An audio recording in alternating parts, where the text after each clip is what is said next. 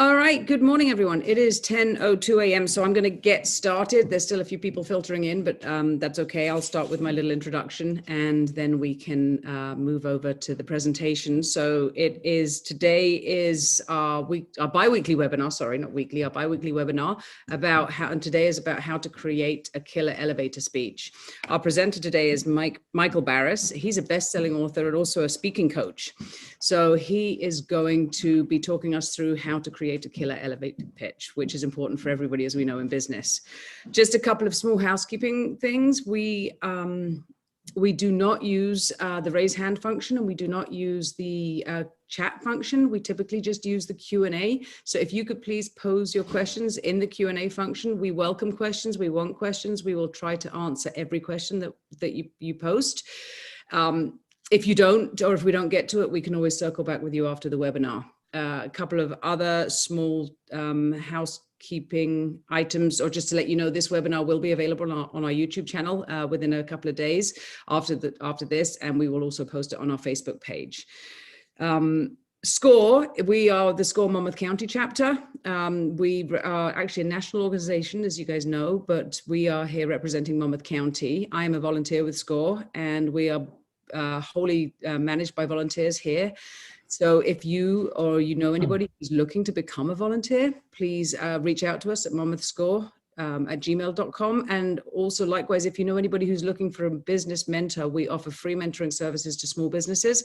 So again, please reach out to us if you know anybody who's looking for a business mentor, or if you need one yourself. And on that note, I will stop my talking and I'm going to hand over to Michael. So take it away, Mike.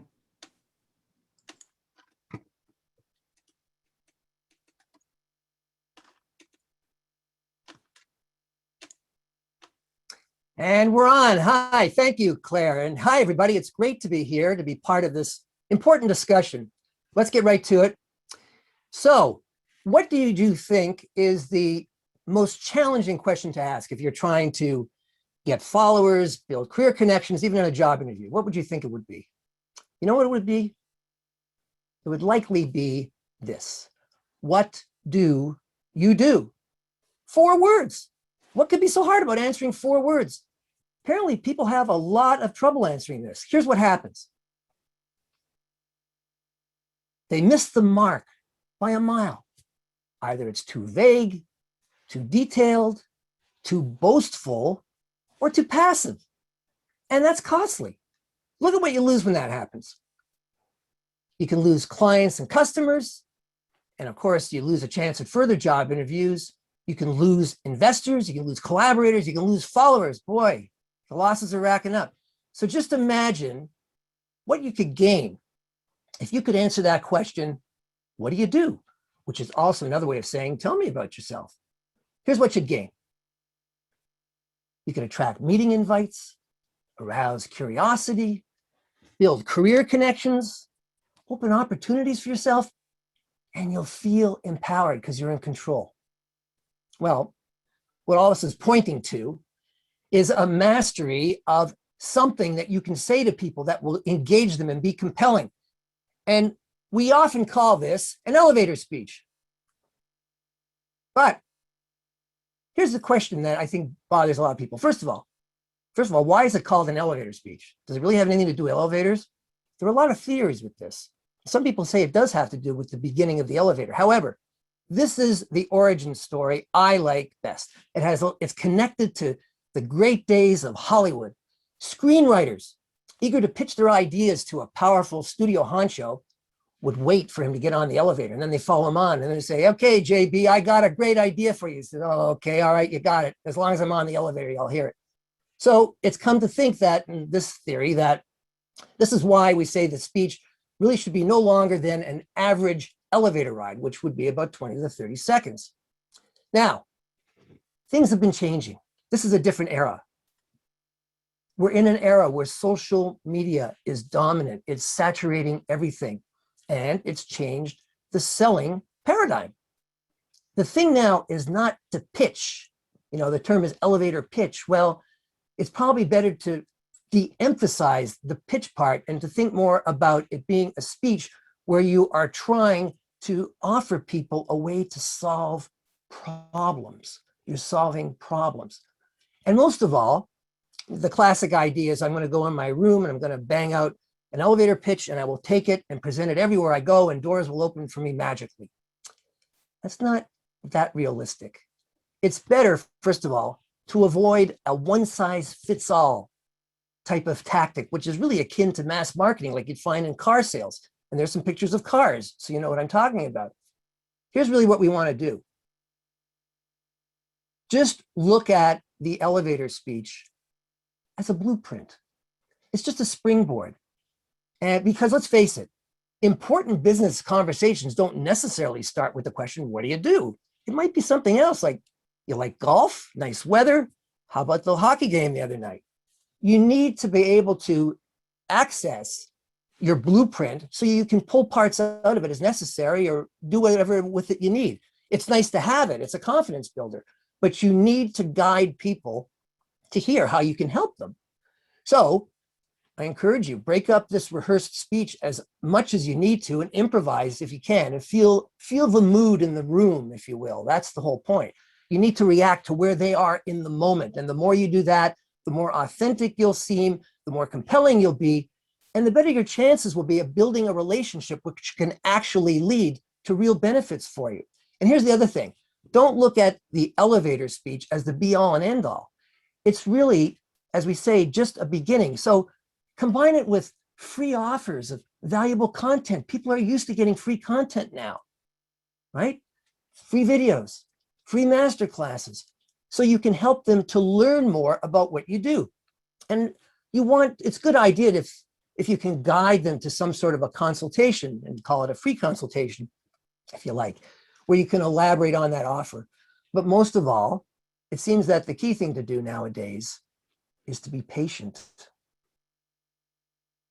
Now, with everything I've told you, that might have sounded like a lot I was asking of you, but here is the good news. It can be learned.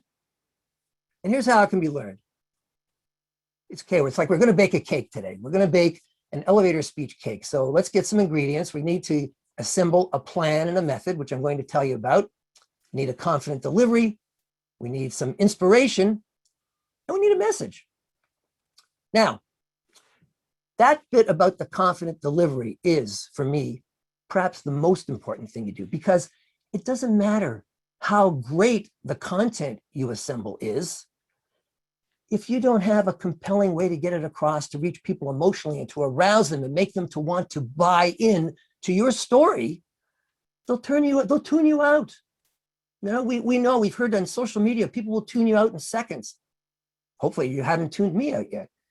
But if you can project this confidence, you'll be on your way. And that's why it's a good idea to have the written elevator speech at hand. So at least you know you've got it. Then, inspiration, where does that come from? I would hope that your sole purpose in pursuing this business objective is to really express yourself. It's something you've always wanted to do. It's something that makes you feel alive. It's something that makes you realize, yeah, this is my why, right? We've heard about how you need to follow your why. People don't buy what you do, they buy what you do. That's Simon Sinek's famous saying. And if you know that, you'll be tremendously empowered, because every approach you make to someone as a potential contact or for a pitch, pardon the expression, for an idea of how to solve problems that will hopefully bring you sales eventually, it'll all come naturally. It'll flow out of you. It'll be much easier to find. And when you get rejection, because it happens, well, it's in you. It's in your soul. It's not going to go away. It won't destroy it. You won't be destroyed. You'll just carry on. And that brings us to our message. Some way you fit in to the big picture here. You know, I'm a public speaking coach and bestselling author.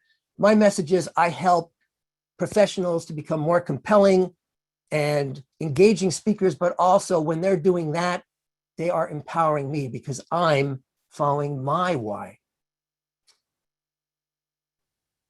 Now, if you need to know how to solve some of these problems, you really have to know your audience.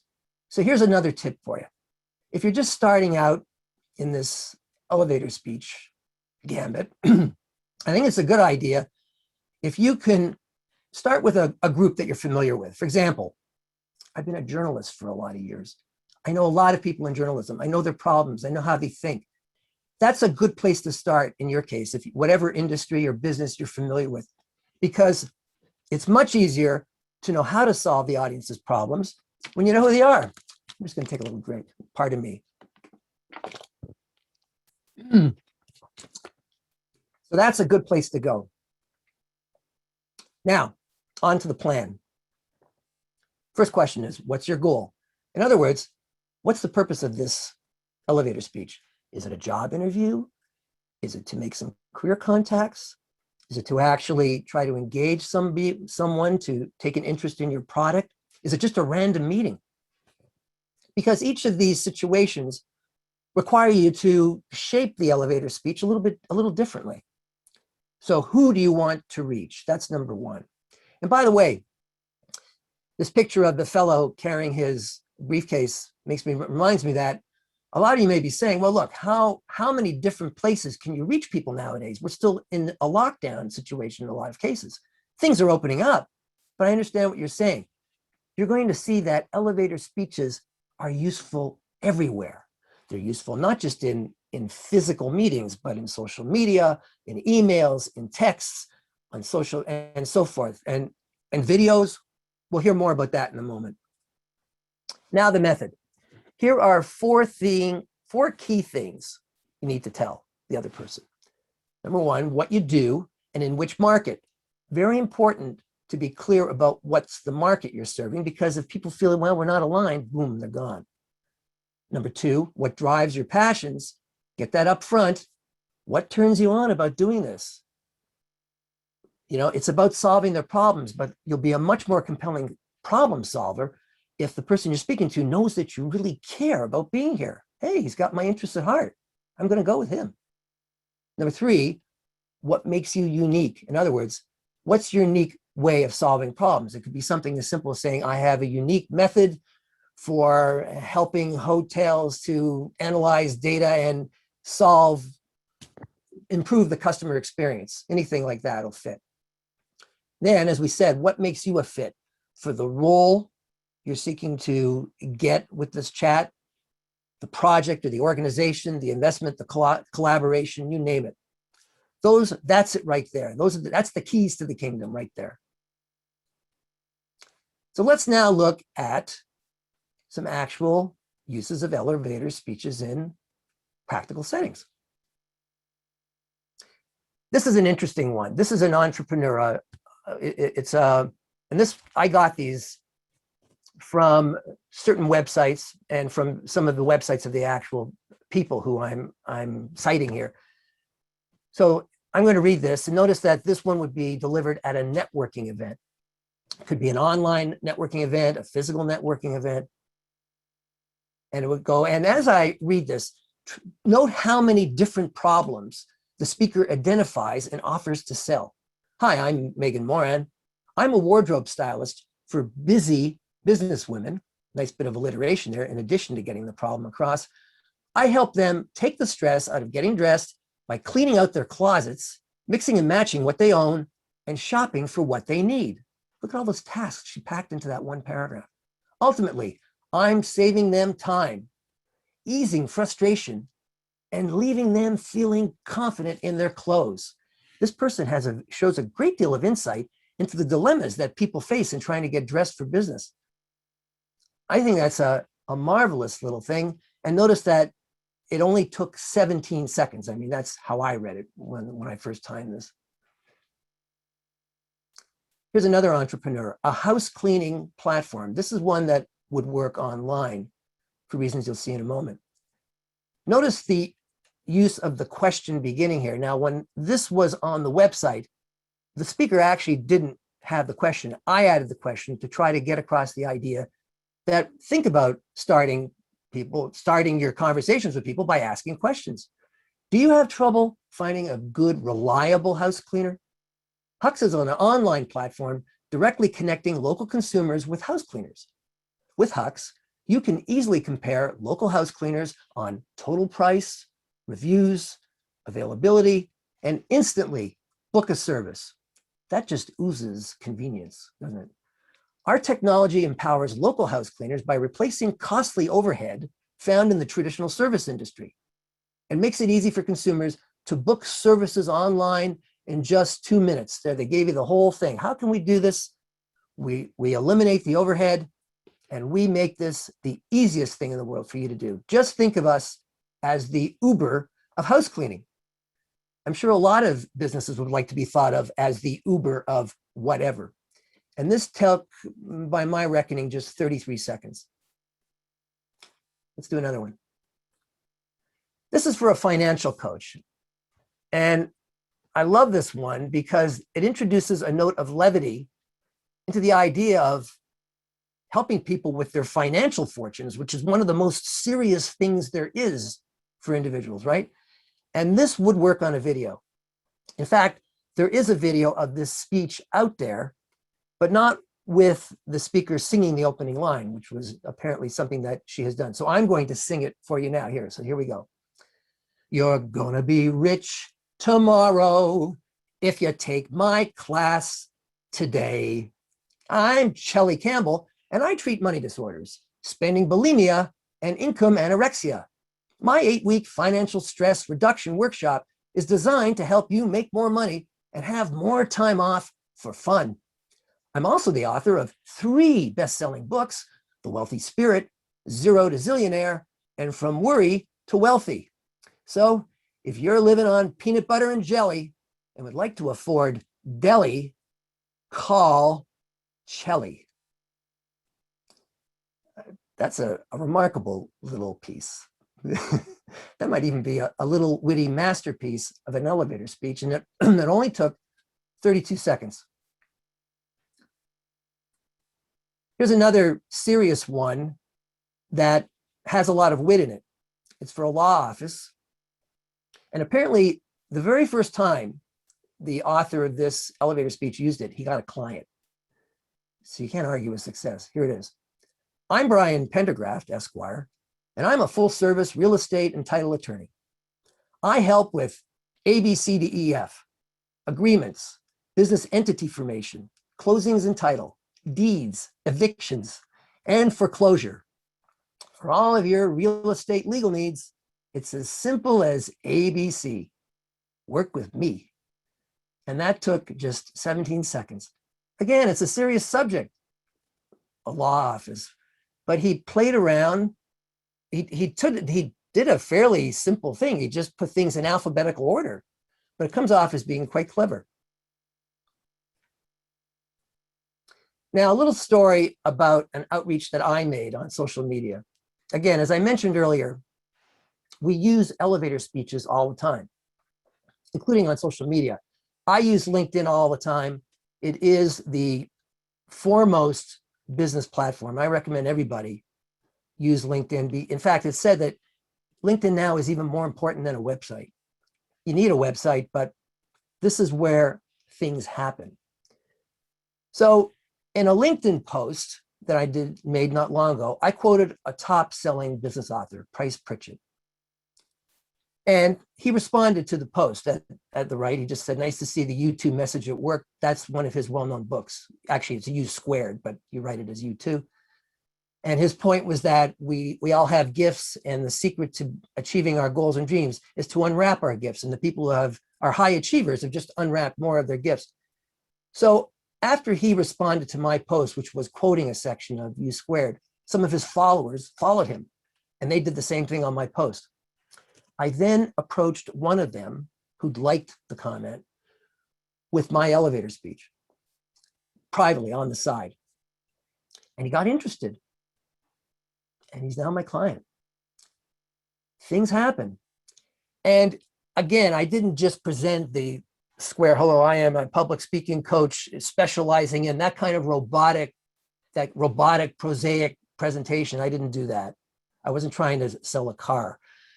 I wanted to have a conversation with somebody who might be interested in my business, who I generally wanted to help. And that's how it worked. We had various conversations that took a little while to do, and he became a client.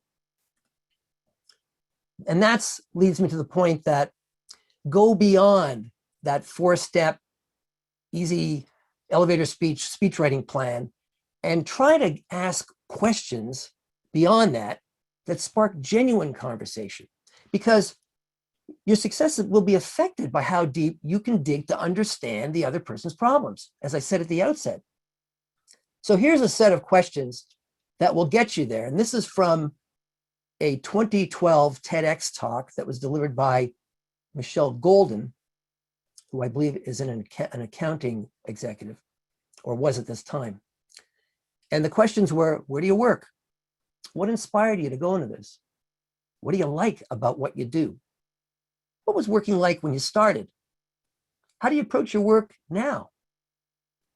And this will help you build a dialogue, but more importantly, you'll get trust. And that's another thing about the social media age. It's all based on trust. So tap into it. That's where the present is. It's not even that's where the future is. That's the present now. Sum up, keep your elevator, forgive the pun, in working order. Show excitement. If you don't show that you're excited, nobody else is going to get excited. But stay focused. What's required here? Be tuned in all the time to how you're being received. Be conversational and natural. Stress the problem you'll solve, and be sure to identify your market. And be ruthless. Ruthless in the words you use. Cut out everything except the essentials. If you do that and be in tune with the mood in the room, you're going to achieve those goals. I'm going to leave you with a quote from Oprah, and it's this: passion is energy. Feel the power that comes from focusing on what excites you. Tap into your excitement, friends. Make your business be the ultimate joy in your life, and connect with other people by using well-crafted, well thought out, smart elevator pitches, or elevator speeches, let's say. You can do it. Thank you. Let's take some of your questions now.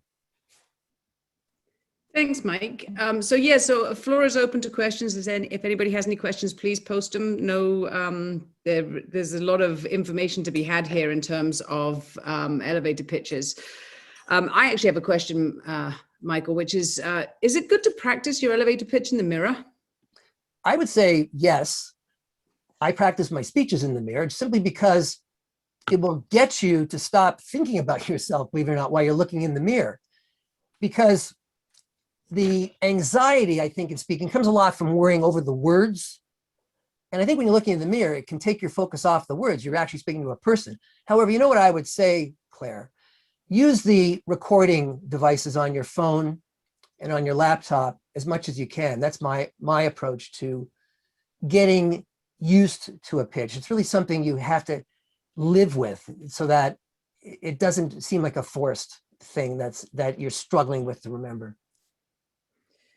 Okay. And then what if you start to lose people? If you're delivering your pitch and, there's 20, you're sort of, halfway through it, and you can see that person's eyes glazing over, and you can see that, you haven't quite hit the mark with that person for whatever the reason. How do you kind of pivot from that? Well, you're going to change your plan. You don't just keep banging away at it. And a lot of people would.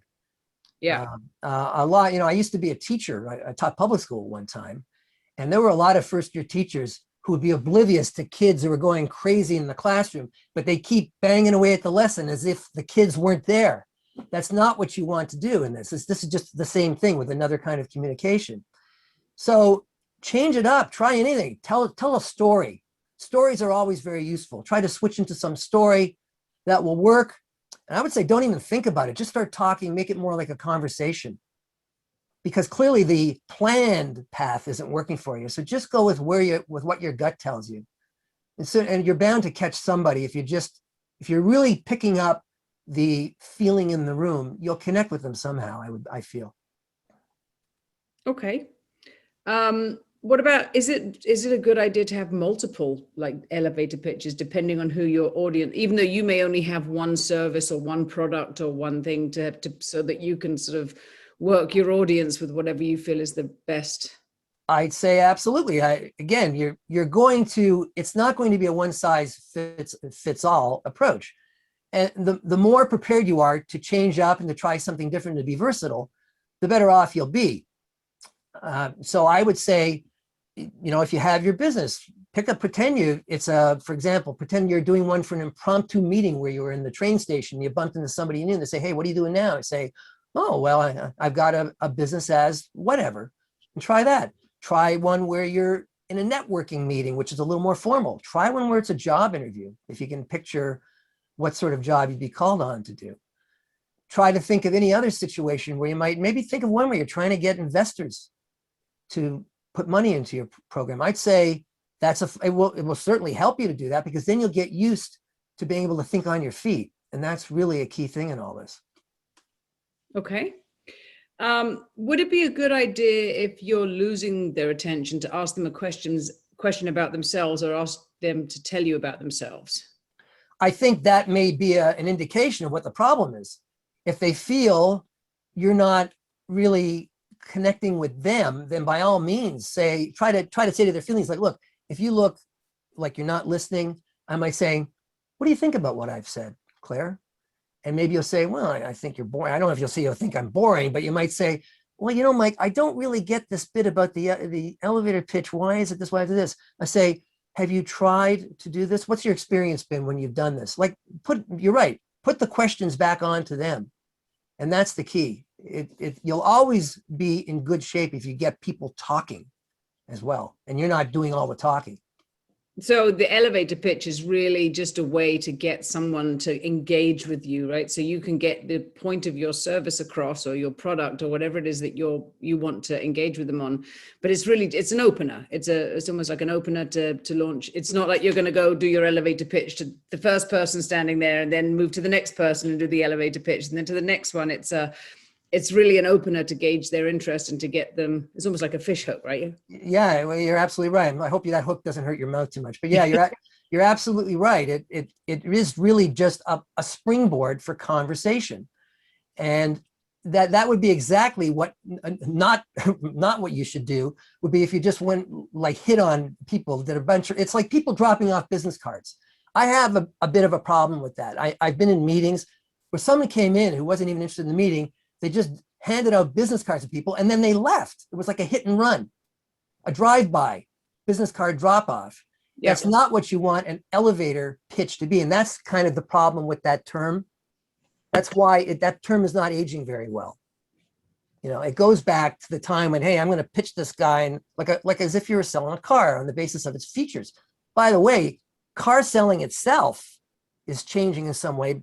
Famously, about 10, maybe more, 12 years ago or so, or 13 years ago, it turned out that people wanted better cup holders in their cars, more so than fuel economy. And you know why that happened? Because they had a problem. They were eating so many meals from drive-in restaurants, they needed more places to put their drinks. So the cup holders of the day were inadequate. And the car designers had to start addressing that problem. And I think that really disrupted the whole paradigm for selling cars at that point. Fuel economy, I think, has made a comeback. It is important again, but it just shows you have to be able to solve their problems, and by finding out what their problems are. So to that vein, do you recommend researching a potential client's interests via available online information to assess their interests first? Sure. The more you can do, the better. Information, it's been said, information is power. It certainly helps you. And look, we have a wealth of information out there. There's hardly anything you can't get.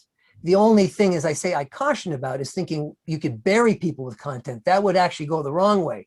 If you hit them with an avalanche of information about themselves, they might be overwhelmed. You just want enough to get to the most important thing, which is figuring what's the problem they most need solving, and how can I solve it? And one way to get to that is to see what the CEO has been talking about on social media, for example, or on their own websites, or on company videos. That'll give you an idea, because often these directions are set from the top down. Cool.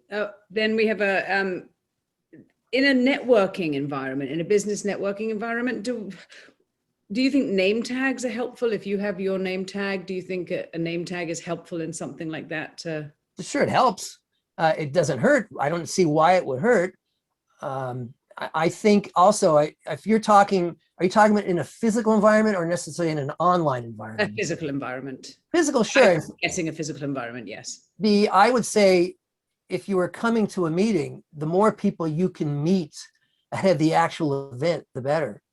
The more chat, it just, again, the problem sometimes with certain networking events is it's that where people are sitting down necessarily and they have a few minutes to talk with people and then move on, that kind of thing. Yeah, or just in a mingling type environment, I Mingling, guess. yes. I would say the more you do to help yourself, the better. In fact, a name tag kind of takes the pressure off because you can say, oh, hello, Claire, which is fine. It's better than say, hi, what's your name? Definitely, name tags are good. Nothing wrong with them at all. Okay, so so I guess adding on to that also, you could say, so if you're to open a conversation, how could you say, hi, my name's Claire, I'm from so and so, and who your name is, and you are, or something like that? Is that a good way to open it? If you didn't already know their name, sure. I mean, the objective is to meet people, and in fact, though, that could be an obstacle for some people. It would make it much easier for them if they did know the name, because if people go to parties, and quite often they hang out with who they know, they don't mingle, they don't meet other people. And I have the feeling that if there were name tags, they feel more confident about going up and doing it. But it's because, oh, that's a stranger. I have to talk to a stranger today. It's so much work. I don't feel like, I'm just going to stay with what I know. So I think any help you give people to make it easier to have an introduction is great. Okay. Do you think it would be helpful to record your elevator pitch and post it on your social media, like as a video, and post it on your social media, post it on your LinkedIn or anything like that? Problem with that is, what is the purpose of it? I mean, if your purpose is just to promote your business and it's an ad, that's one thing. So you need an elevator pitch like that. You need a purpose. Okay. Is your purpose to reach a certain group of people? Is it to comment? I would say it's better if you could work it in where it has value and it's not just an ad for yourself. Tie it to some event you're commenting on or some problem. Again, always problems. If I do a talk, I might refer to my elevator pitch, my elevator speech, but the main thing that will be foremost will be addressing the problem that the people need solved. That's always got to be calling the shot. Okay. Are there any other questions out there? I think we've addressed all the questions that have come up so far. So I don't know if there's anybody else has any other questions they may want to post, or Michael, if you have any other kind of, helpful tidbits that you want to share whilst people just see if any other questions come through. Yeah, well, it's always useful to, again, get in the habit of doing this as often as you can. It's an interesting way you have to live because it's a business, right? You want to get clients, you want to make sales, but you're existing in a world where you have to try to put the relationships first. So if you don't have the ability to talk to people and just in a friendly way, hi, how are you? I'm Mike. What's your name? What do you do? And just make casual conversation. I think that's a skill you need to develop. And it's not a skill you can't practice anywhere where you're talking to people. And again, granted, we're not seeing people face to face these days as much as we have been, but even online, it's good to do a little small talk. That's a current issue in business. Should Zoom meetings include small talk if everybody knows each other? And some people say, no, I just want to get out of there and go home or whatever. But you need to have small talk. And that's a skill in itself because it's just being able to talk to people. And if you can talk to people, that also makes it much easier to craft a compelling elevator speech. Do you think it's better in an elevator speech to refer to, your own experiences? So, I wanted to do this. I created, once you've gone through your first 30 to 40 seconds, and then you get into conversation, draw on your own personality. Is that a good way to do it? Well, people want to know they're dealing with another human being. And, as long as I'm not taking the focus away from them entirely, I think I should be showing something of myself. People do business on the basis of whether they like your personality. That's that's the truth. If they don't think they like you, it's going to be a lot harder for them to want to become a client or to collaborate with you or to invest in you. So the more your personality comes out and you talk about what you do, the better. In fact, as I pointed out, and again, this is about my book at the moment, but very, very briefly, the most important principle in public speaking is delivery. The second most important principle is putting on the show. And the third most important principle is the personality. So you get those three together and it will enliven your elevator speech. So that's why it's so important to be a person, to talk about yourself as you can. But remember, you're there to make them feel that you're listening to them and you want to help them. And then do you have any tips on how you don't speak too fast? Like how, because especially for somebody who's nervous, or I'm adding on to this question because it's interesting to me, but so if you're nervous and it's not something you have a lot of experience with doing, it's very easy to sort of go, and this is my business, and this is what I'm doing, and this is how I'm going to, and all of a sudden you're finished in 12 seconds and the person's looking at you a little, like, I don't know what you just said. Yeah, exactly. You're absolutely right. Well, this is where, first of all, record yourself speaking and then put it away for a while if you can, and then come back and listen to it. Give it a fresh listen and see right then if you can pick up whether you're speaking too slow or too fast then. Now, I normally discourage people from getting advice from loved ones and friends. You know why I tell them don't ask loved ones and friends for input, don't you? You know why? Because they'll lie to you to not to hurt your feelings. It's better to get feedback from a mentor or some professional type of coach or anyone who doesn't love you so much that they won't be willing to give you the truth if something is flawed in your presentation. So I would say, though, where speaking too fast is concerned, if you just say, hey, look, so-and-so, what'd you think of my pace here? Could you follow me? That's okay, but don't let them get to any other discussion about what you said. Just, could you follow me? Was I speaking too fast? Was anything unclear? Was anything impossible to follow? Because let's face it, if they can't follow you, you're right, all is lost. And that's the other principle of public speaking, is that you have to keep things easy to follow. And pacing is so important. You don't want them to fall asleep. And also, we know people will tune you out like in 7 seconds, apparently, with a video. That's one figure that I've heard. But you just have to try to reach a happy medium where you're keeping them engaged and keeping things moving. Okay, thank you. Then we have, what's the origin of the 3-minute elevator speech?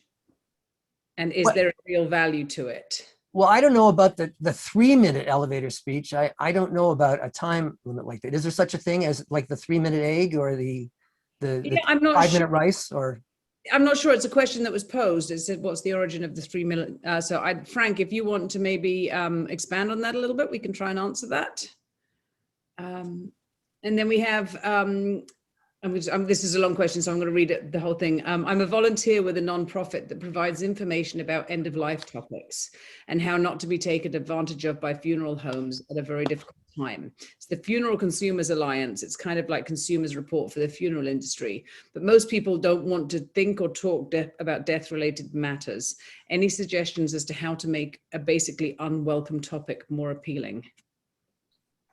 Well, but from whose point of view are they talking about? Are they talking about the point of view? At first, I thought they were talking about being a customer and being pitched by the funeral home people. Are they talking about, this isn't from a funeral home person? I would imagine, Nancy, if I think I understand, so I'll try and answer it. If I'm wrong, just maybe pose the question again. But I think this is probably for people who are dealing with end-of-life matters, for family members or someone like that. And so there's an alliance that helps you to make sure that you're working with the right funeral home or the right, and you're not being taken advantage of. So, so you have to go out into the end-of-life care world, maybe senior living facilities or something like that, and sort of make your pitch, which is always a difficult topic. So how do you make something that's something that people don't like to talk about? How do you kind of broach that? Well, I'm not claiming to be an expert on this one. It is a painful topic, and I went through this myself with my mother, so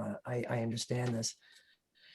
I remember I got the most consolation from a doctor who just, it was almost like things in life happen and you just do the best you can. There wasn't anything fancy about it. I guess sort of just expanding on that, though, it's not so much just that topic, but any topic that people don't want. How do if you know it's a topic that makes people uncomfortable, how would you kind of broach that to make, it's uncomfortable, it makes other people uncomfortable. So how do you approach that? I would turn it around and try to phrase it in as positive a way as you can. That you'll feel good knowing that you've done the best you can for this person, and it's a very painful, a very trying time, but as long as you did all you could, gave them the best possible closing, I would put it in something like that to try to help them feel good about what they're doing, and I don't think there's that much else you can do about it. And I think maybe, I don't know, this is not on my level of expertise, but I would say knowing that it's uncomfortable, maybe that could be part of your pitch, right? We understand that this is an uncomfortable topic, however you phrase it, but we know that this isn't something that people like to talk about or like to deal with. However, it's a reality. Yeah. So maybe you could, I think, Nancy, maybe you could do something like that, sort of, we understand that this isn't something that people like to speak about, but it is a reality of life, and so this is how we're here to help you prepare, or so, something. Good answer. Yeah, I like that, Claire. Good answer. Deal with it head on, right? So rather than sort of like the elephant in the room, address the elephant in the room as opposed to pretend it's not there. Yeah, I agree. Is there a polite way to curtail a conversation or engagement when it isn't going anywhere, or the listener is clearly not in agreement with you? Well, of course, people say, the one that always irks me is when people say, so I'll let you go now. Like that's one that really irks me, because you're letting me go. What am I, a fish? It's kind of passive aggressive. Yeah. So I wouldn't do that. Just be honest about it. Say, okay, well, I think we've covered what the basis here. If you have any more questions, please let me know. Just gracefully exit. Yeah. Unless, and if you have any more questions, here's my answer. Call me anytime you want. Exchange contact information. And that's the other thing, getting back, I believe it's better when people nowadays, it's more personal when you're exchanging contact information with your phones rather than a business card. It seems more, there's more bonding, I think, that occur when you can do that. So I encourage exchange contact information too on phones. Yeah. And I think maybe just, if it isn't going anywhere and the listener clearly they're not interested in what you're selling, or they don't have a need for it, or there's just no chemistry. I think it's thank you so much for your time. I really appreciate your time. Or something along those lines, polite, but right. And leave the door open though, don't like say, don't like insult them or anything. Yeah, thank you so much for your time. And here's my business card, or here's my contact. Yeah. I'd love to catch up another time or something, Because you never know, something may happen and they'll need some of your services someday. And they'll remember, hey, I remember this guy talked to me. So you're right. And then do you recommend icebreakers to start a conversation in physical environments? Well, anything can be an icebreaker. And again, it helps if you know the person you're talking to. If they like hockey, say, oh, you don't understand, you're a hockey fan. Who do you follow? Like something like that. Or if you want to talk about weather, weather is a good one. Wow. When we started talking today, there was a thunderstorm brewing outside my window. As a matter of fact, I thought, boy, this is going to be interesting, but it didn't happen. But the point I'm making is anything can be an icebreaker, but it's really good. Remember, you don't have a whole lot of time to get their interest, right? So it's better if the icebreaker can be modified or evolve into something that will get you into the meat of the conversation you want to be having. So if you are talking about hockey, say, do you get that much time? With my work, do you get that much time? With your work, do you get that much time to really follow games? Something like that. It's just something that will guide them toward the meat of the matter. So icebreaker, yes, but you do want to move them toward the conversation you want to be having eventually.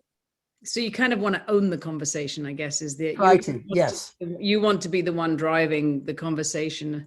We actually had an interesting, my husband went to temple and he has a temple keychain. And we were somewhere the other day and somebody said to us, did you, you went to temple? And we're both thinking, how did that person know, we didn't even think about the keychain, but that was just enough to say, to get them to, they were very, very, I can't even remember what it was, but they were really good at it because they managed to take that one little comment about going to temple and engage us for about 5 minutes, just in what it was that they were trying to sell us, just that one little icebreaker. So I think you kind of have to, if you can control it, right, and you don't suddenly get into a whole long drawn out conversation about Temple University, perhaps it's a good thing. I used to listen to a radio station out of Temple University when I'd be driving home when I used to work in South Brunswick. So that's something I would say. It was a great jazz station, and they say, oh yeah, that's blah, blah, blah, you're right. Anything could happen. You jump on it if you can. That's a bit of a skill. That's where it helps to, that's my journalism skills help there a lot, just picking up on little fragments and turning them into conversations. Yeah, we consider ourselves fairly, astute. That sounds really I'm sure it's true. I'm trying to think of the word, but making myself sound good when I'm not supposed to. But and we really didn't realize that was the whole opener was to a sales pitch. It was really clever. So, and then there's another question: should you include any visual aids like pictures on your phone in your presentation or anything like that? Does the visual aids help? It helps if you have the material handy, if the conversation warrants. Remember, you don't want to feel like you're hitting them over the head, but if you're talking and suddenly you feel that this conversation would be better if you could show them a picture of what you're talking about or an example of what you're talking about, and they're willing to invest the time in waiting, yes, absolutely, or do it afterward. As I said, the speech itself shouldn't be the be all and the end all. You want to provide content as much as you can. And in this case, I think that would be a great idea if you could support what you're doing with something you're doing. But come equipped to do that perhaps, but don't make that the priority. The priority is just engaging them from the get-go and seeing where it takes you. Okay. And then, Arthur, this is going to be available on our YouTube channel within a few days. So the presentation and all the dialogue is going to be on the YouTube channel, which, just a reminder for everybody, it's Monmouth SCORE is our YouTube channel. And we can, it's on our Facebook page and it's also on our website. So there's access to it there. I think there are no other questions. Michael, do you have anything you wanted to add or? Just remember that the days of an elevator speech being a pitch where you would be in your room and compose a written thing that you would go around and take to people and recite, it doesn't work. First of all, it's not that realistic. People aren't necessarily going to throw down what they're doing and immediately rush to embrace you just because you give one sentence about what you do. You want to arouse curiosity, and that's the goal of all this. You want to arouse curiosity. You hopefully are hoping you're going to get another meeting or another conversation, maybe later offline somewhere in a different location, and you're hoping to form a relationship. It's not, again, as we say, it's not a drive-by example of mass marketing. It's forming, it's talking, it's two human beings talking together and creating conversations that will eventually, you hope, help you achieve your business aims. And it takes patience, more so than you may realize sometimes. Okay. Do we have any other questions out there before I start to sign this off? So I'm going to start doing my little spiel. If any questions pop up in the meanwhile, I'll get to them. But Michael, thank you so much. I think this is a really valuable subject, and I think that people intimidated. Not everybody's a natural born speaker and a natural born salesperson, and elevator speeches and networking events and things like that can be extremely intimidating. So thank you for your insights and your expertise, because I think it's really a valuable topic and helpful for people. Yeah, I really appreciate the opportunity to talk about this, because I know people need confidence to do it. And hopefully this type of thing will help them get the confidence. Agreed. Agreed. And I would say, just from personal experience to everyone, I hate networking events and making elevator pitches and all of those types of things. People don't judge you they don't. I would say from experience, people know that you're nervous, and people know that in environments are intimidating. And even if you're not comfortable or you're finding it difficult, the people that you're pitching to, typically they're not going to judge you for that, and they're not going to think poorly of you or not use your service because your delivery wasn't 100%. So I would encourage anybody and everybody to go out there and make your pitches and make your speeches, because the only way to get more confidence is to keep doing it. And it will get easier, I promise. So you may never feel 100% comfortable, but it does get easier. And then just one other quick question from Carolyn, which is, does this work in virtual gatherings as well, such as a Zoom gathering? Absolutely. Yeah. But you may have to adapt a different thing. Remember, with Zoom, people have distractions going around all the time. They can have dogs barking. They can have, all kinds of things going on. So you have to be pretty focused on what you're doing on Zoom. Try not to waste too many words. Be right on point as much as you can. That's my one bit of advice on that. It's true. You lose people, so they're going to check their phone. It's much harder to check your phone when you're standing in front of somebody, but you can look down to your left and check your phone. Absolutely. If they don't see it. So thanks everybody for joining. We have another webinar in 2 weeks. We actually have bi-weekly webinars now, scheduled through to the end of June, I believe. I think. So check our webpage, which is monmouth.score.org. Sorry. Also, our YouTube channel has recordings of all of our webinars. We're always looking for new customers, businesses that we can help mentor. So if you're looking for a business mentor, or you know somebody who is looking for a business mentor, again, check our website, monmouth.score.org. And we're also always looking for people to be mentors. So if you have the expertise, or you think that you can help another small business, reach out to us and we can get you through the mentor program as well. I think that is all I have. So Michael, thank you again so much. We really appreciate it. And thank you everybody for joining, and we'll see you in a couple of weeks. Take care. Bye-bye. Thank you, Claire. Bye, everybody.